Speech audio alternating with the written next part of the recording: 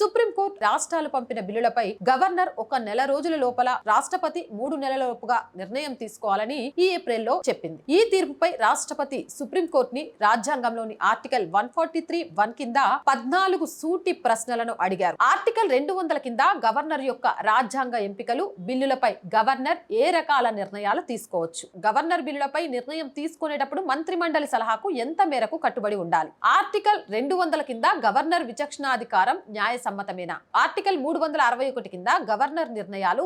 న్యాయ సమీక్ష నుంచి మినహాయింపబడతాయి, రాజ్యాంగంలో కాల పరిమితి లేనప్పుడు గవర్నర్ కి సుప్రీంకోర్టు గడువు విధించవచ్చా, ఆర్టికల్ 201 కింద రాష్ట్రపతి విచక్షణాధికారం న్యాయ సమీక్ష పరిధిలోకి వస్తుందా, గవర్నర్ రిజర్వ్ చేసిన బిల్లులపై రాష్ట్రపతి ఆర్టికల్ 143 కింద సుప్రీంకోర్టు సలహా తీసుకోవాలా, బిల్లు చట్టంగా మారకముందే గవర్నర్ రాష్ట్రపతి నిర్ణయాలు కోర్టు సమీక్షించవచ్చా, సుప్రీంకోర్టు ఆర్టికల్ 142 ద్వారా గవర్నర్ రాష్ట్రపతి నిర్ణయాలను మార్చవచ్చా, గవర్నర్ ఆమోదం లేని బిల్లు చట్టంగా అమలు కావచ్చా, రాజ్యాంగ వివరణ ప్రశ్నలను 5 న్యాయమూర్తుల ధర్మాసనాన్ని సూచించడం తప్పనిసరిగా, ఆర్టికల్ 142 అధికారాలు విధానపరమైనవి మాత్రమేనా లేక పరిపాలన చట్టాల కూర్పుకు విస్తరిస్తాయా, ఆర్టికల్ 131 తప్ప కేంద్ర రాష్ట్ర వివాదాలను పరిష్కరించే అధికారం సుప్రీంకోర్టుకి ఉందా, రాష్ట్రపతి మరియు గవర్నర్ల వ్యవస్థకు సుప్రీంకోర్టు టైం లైన్స్ పెట్టడంపై కేంద్రం తగ్గేటట్టు కనిపించడం లేదు.